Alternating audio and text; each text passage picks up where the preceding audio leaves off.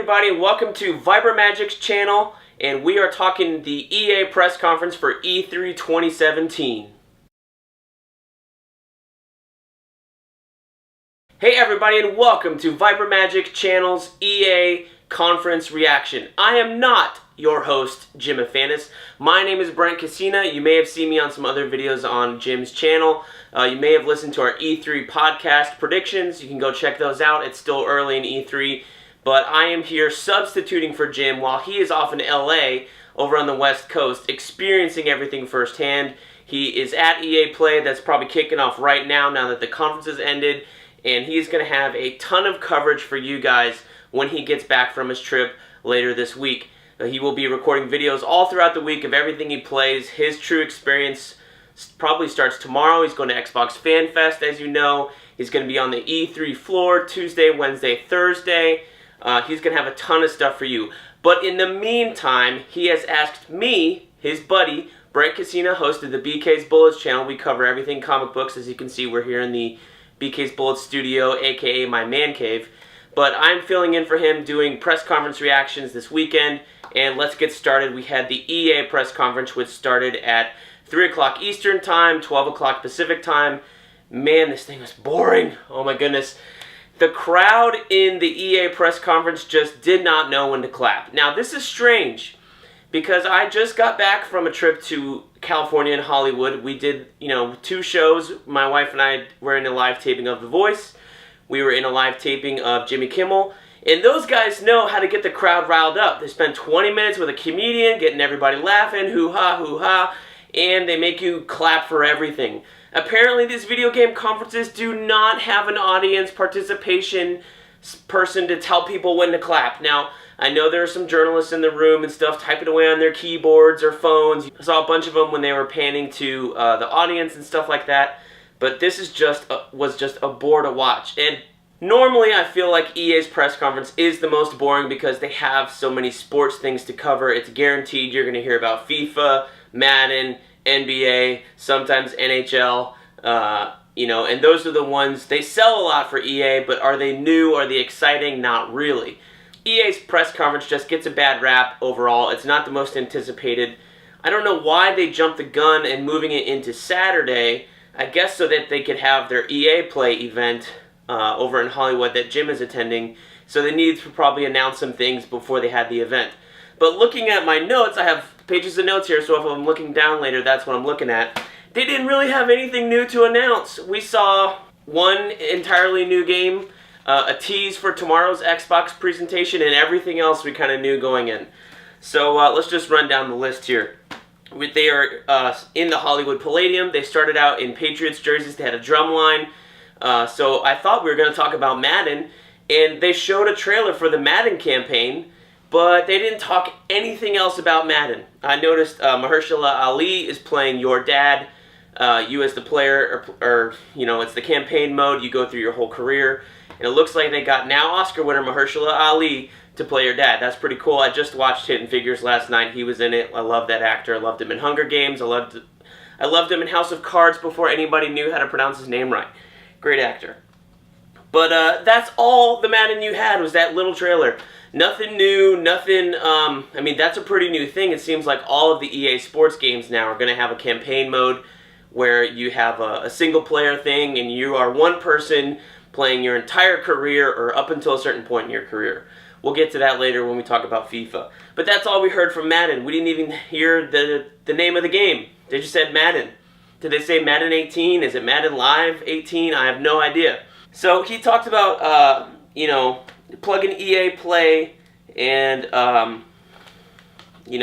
having a bunch of people out to play things. And I was like, who's the people here? I don't know. I know it's open to the public, but he's talking about hundreds of people will play these games this weekend. In actuality, hundreds of people is not a lot. I'm sorry. You have thousands upon thousands of gamers worldwide, and you want to open it up one event in one city on one weekend to the public with only hundreds of people? That's not a lot of people. So I don't know if you're letting anybody in. Obviously, you're letting our buddy Jim in. He's not just anybody. He's our buddy Jim. But is it influencers? Is it true reactions, true gamers? I don't know. I just feel like if you truly wanted to have a true EA Play weekend or something like that, you'd have these guys release a demo, a 5-minute demo of all these little games and put it out on EA Access, and people would eat that up. I would eat that up. One thing we did not hear about, EA Access. Now, which is strange because it is EA's subscription platform. It goes along with Origin on PC, you know, EA Access for Xbox. They didn't talk about any of those two platforms, nothing whatsoever. So I don't know if we'll hear something about it on the Xbox stage tomorrow or on the PC thing for Origin. We just had nothing about it at all other than the announcement that EA Access, Origin on PC, and some PS4 trials are all available this week for you players. So if you're wanting to play some older EA games that came out last year, whatever's in their vault, basically, you can go and check that out this week. I subscribe to EA Access. I really like it. I used it to play the UFC games 1 and 2. Titanfall 1 is on there. I played Battlefield 4, Battlefield Hardline, and Battlefield 1 that way when they had the free trial one weekend for that. So highly encourage you go out and try those things this week. While you're getting hyped for the games coming out this year, play some games that you haven't played from EA. It's a great service. If you like it, buy it. Obviously, that's the whole idea of the free week. So let's get to the games. He talked about having 30 minutes of Star Wars Battlefront, and I thought we were going to get right into Star Wars Battlefront, but instead there was no Star Wars Battlefront. They're saving it for the end. And instead we jumped into Battlefield 1. Battlefield 1. Why? Now, I know Battlefield 1 is a big game for EA. It's doing very, very well. But you're just spending up... You're launching your conference. The first game you're truly talking about. You're launching your conference with a game that's already come out 6 months ago. And you're talking about new DLC. Now, for Battlefield 1 players, this looks like a great thing. I'm not one personally. I tried a little bit of the campaign. I can never get into the Battlefield multiplayers. They're just too massive. They felt too empty, and I was always getting sniped, probably because I was playing by myself and not with a team of players online. I know Jim is a fan of those games. He's got a crew on PC that plays all the time on certain Battlefield games that he does very well with. So maybe it's just that thing about me as a solo player versus Jim as he's got a gang of people that he plays with. But anyway, the new content is themed after Russia. It's called In the Name of the Tsar. It looks like there's a little bit of a campaign, some missions there. But anyway, they talked about 2 new maps set at nighttime. I don't know why this was a big deal. And also 6 new maps on the Russian front. Now, it was unclear whether those were multiplayer or the campaign maps, but some of them are going to be available to play for people this weekend. So I'm sure Jim will tell you all about that when he plays it. And they also said they're going to have more Battlefield 1 talk at Gamescom. Again, why? Gamescom happens in August. And August is like 2 months removed from the 12-month mark or the year mark from when this game launched. I'm stunned and speechless that this is how they decided to launch their conference. And from there, it was all downhill. I mean, as in, nothing really got better from there. It was just so boring and lackluster. EA really has pie on their face from this. I was just, man, I was bored. I was all hyped up to do these videos for you guys, and I'm sitting there taking notes, trying to get excited. I'm sorry. This is my reaction. It's not Jim's. Maybe Jim will have a different reaction, but you'll have to wait and see that later on. So next thing, they talked about FIFA. FIFA, the new thing this time seems to be that they motion captured Cristiano Ronaldo. If you play soccer or football, as it's called elsewhere in the world outside the United States, you know who this guy is. I've heard of him a little bit. I'm not a FIFA player. Also, you have the campaign part 2 from Alex Hunter, which I guess was launched in FIFA 17, and this is supposed to be like part 2. You're already established, and now you're being traded from team to team to team and probably have to make decisions on which team or club to play for. So then you had a YouTuber coming out talking about Need for Speed Payback. This was awful. The game looks good, but the YouTuber they got, it was like, he said he's a YouTube content creator. If he is, he's never been on camera before. I'm talking to you, and they cut to this guy live and went, go. And he was like, hey, I feel bad for the guy, but he's going to get his ass kicked on Twitter just for this kind of flub. So I'm sorry, my man. Nice try, good job. Just go back to YouTube. Don't be a live personality. I don't know what to say. Luckily, this producer stepped in and took over from there, and it was smooth sailing for Need for Speed Payback. Now, if you listen to Jim and I's E3 prediction podcast that he plugged on the channel, the YouTube channel, earlier in the week, you heard me say, what is Need for Speed? Why don't they tie into Fast and Furious? Well, it seems like Need for Speed Payback is, what did I write down? Burnout meets Fast and Furious. Apparently, it's all like a big campaign, and you play as 3 different characters, and you're running missions for the mob or that run the casinos or something like that. You're stealing cars, stealing, shipments of illegal drugs, guns, whatever. You're just illegal. Yeah, you're a badass. And so it showed gameplay footage of you in a Mustang running up against an 18-wheeler that's carrying a Koenig Regera. And basically, as you're going, you're slamming into cars, and then it cuts to a slow-mo thing of the car flipping or turning over. All the stuff from Burnout that I loved. So I'm kind of interested in this game, actually, because of that factor. Never really played any Need for Speed games before then. There was a little bit of talk about customization in this game, but I don't know that it would actually serve you well in the campaign if, like in this particular mission, you were stealing a car. The Mustang was holding 2 characters, right? You're driving it. Then they tell the other character in the passenger seat to jump out of the window. So she jumps out of the car, just like something we've seen in Fast and Furious, jumps onto the 18-wheeler, gets in that car, and then all of a sudden, boom, that car jumps out of the back of the 18-wheeler, and the camera spins, and you're now driving the Koenig Regera for the rest of the mission. So I don't know what customization is going to do any good if there's a lot of scenarios like that. It's like, I was only driving that car for a little bit. Why did I bother to customize it? I don't know. Alright, so it looked cool. I've never played any Need for Speeds, but this looks to be something interesting instead of whatever they had last time. And then we came out and talked about EA Originals, but we only talked about one game. This game is called A Way Out. It is from the creators that did Brothers, A Tale of Two Sons, which is all about co-op gameplay. And it seems like they've taken that kind of concept, co-op, couch co-op, shoved a bunch of money into it and a new engine and put it on crack cocaine and made it really cool and badass looking, but I just don't know how well it's going to work. So this game is called A Way Out. It's kind of like Prison Break, the game, except it's couch co-op, it's 2-player.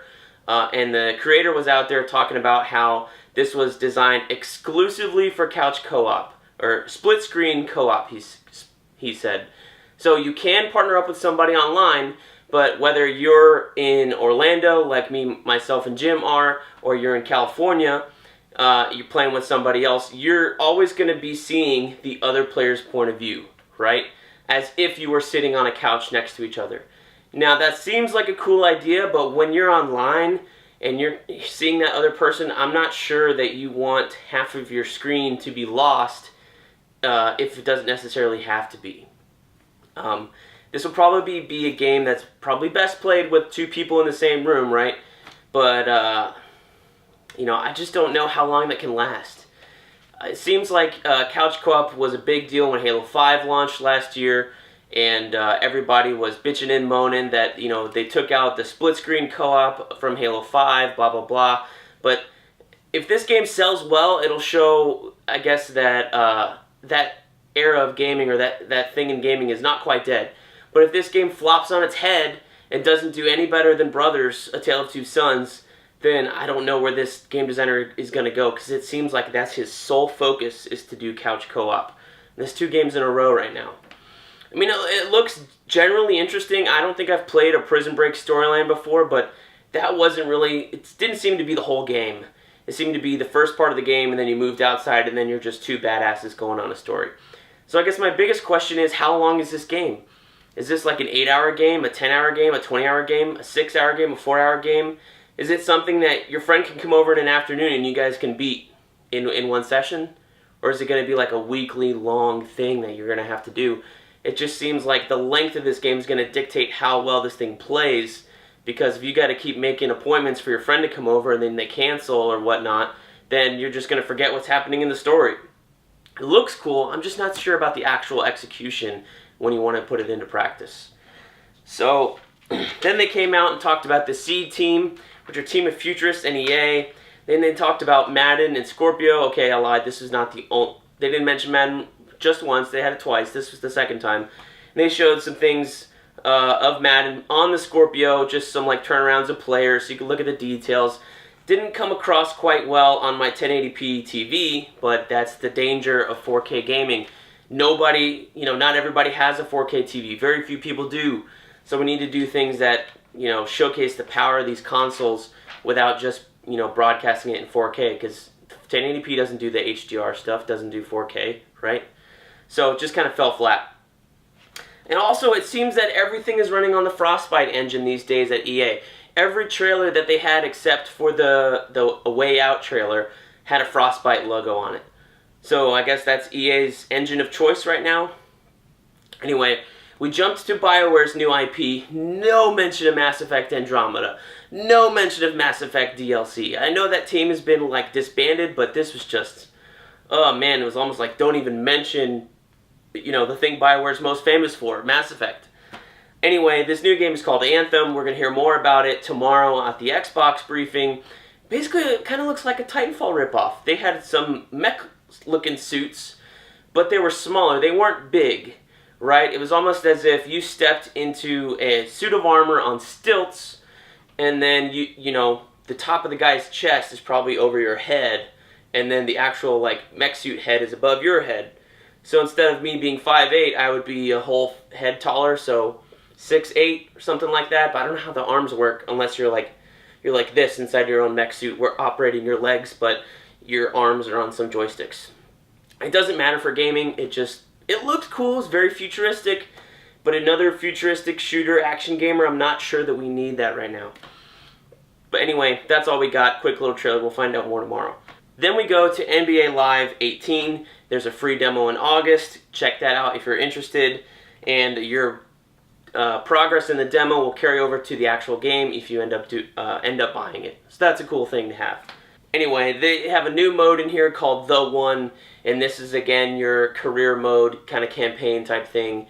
You can play in the NBA and be on one of those teams. You can play in street games like in Venice Beach. And also something else called the Drew League. I am not a basketball fan, so I do not know what the Drew League is. I don't know if it's a real thing, if it's something made up for the game, or if it's like their college replacement since they don't have the rights to the NCAA. Who knows? But anyway, there's 3 different areas you can play in NBA Live 18, either as your own character or probably your famous favorite NBA star. So looking forward to that if you're interested in basketball.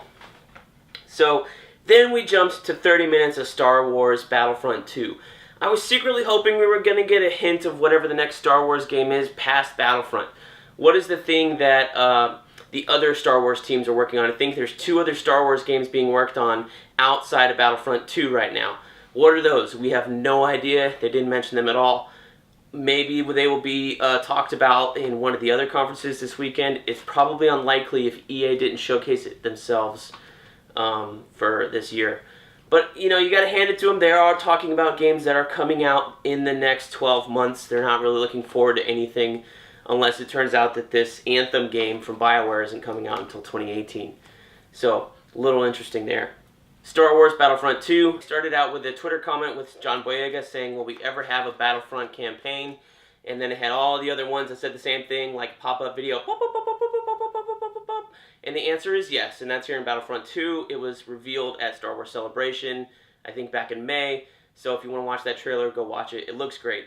Then they brought out Janina Gavankar, and if you don't know her, then you haven't watched True Blood, you haven't watched Arrow, and you definitely didn't listen to the Halo Hunt the Truth podcast, which she was the voice of Pharaoh. So she's a great actress. I really like her. She hasn't gotten any big parts or anything like that. She's not Angelina Jolie level or... the girl who plays Black Widow. She's not Scarlett Johansson, but she's a very good actress, and she's an actual geek. She's kind of like Aisha Tyler in that way. I've seen her on some other interviews talking about gaming and comic books, and she loves all that stuff. So she is one of us. So I'm totally behind her being cast in geek-related things. She does a great job. Anyway, so she was kind of the host of this Battlefront thing. We got details on all the new stuff. So apparently Battlefront 2, this is very difficult. Battlefront 2 has 3 times the content of Battlefront 1, including the campaign. They have couch co-op, heroes, villains, progression, customization across the different eras. That's a lot of things to customize. If you're going to have the prequel, the middle ones with the stormtroopers and the rebels, and then you're going to have the new order, or last order, and the resistance and all that stuff.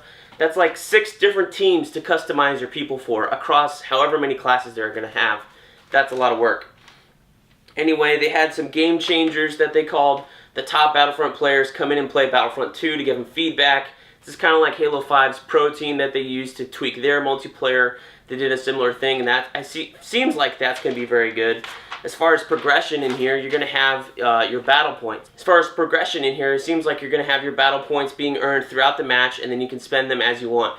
Similar to Halo 5's rec system, except not the cards. You're just going to accrue points for everything you do, whether it's kills, assists, capturing points, or something like that, and then you get to spend them before you respawn each time. So that seems like a worthwhile thing. No more running for tokens. I hated that in Battlefront 1. You would start the map. Whenever you respawn, scan the island for tokens, or Hoth for tokens, and then you and this other guy and the other guy would all be running for the same one. It's like, who can get there first? So you can play as a hero, or jump in a ship, or an ATT, or an AT-AT, or an ATST. So it seems pretty crazy. Then John Boyega jumps in and says, oh yeah, Finn and Phasma are going to be heroes in Battlefront 2. Woo! That seems cool. Then they came out and said they're going to have free DLC for the entire game all year long. That's crazy. You're not going to have to pay for the Last Jedi stuff that comes out in December. You're not going to have to pay for anything after that. $60 gets you the game. Seems like there's no like mid-tier, oh, you get the game for 60, but if you pay 80, you get this. If you pay 90, you get this. If you pay 100, you get this. All that shit is gone. Just keeping it $60, free DLC throughout the entire time that you're playing Battlefront 2. See how difficult that is? Anyway, that is really, really cool for Star Wars fans. Campaign, free DLC, looked like space battles with asteroids, all that stuff. It really seems like they're giving the fans everything they asked for Battlefront 2. But is it too good to be true? I don't know. But it seems really good so far. Then we cut to the gameplay montage. They had a whole live battle, 20 on 20. The Assault on Thieves, so the clones versus the robot army from the prequels. And that was kind of boring to watch, honestly. I'm not a big gaming Twitch, or live gaming gameplay. I don't watch Twitch or anything like that. I don't watch any of the championships, so none of that stuff really seemed exciting to me. And I know why now, because they couldn't get their shit together. They had 3 people shoutcasting the gameplay as it was, and then also trying to explain all the new features.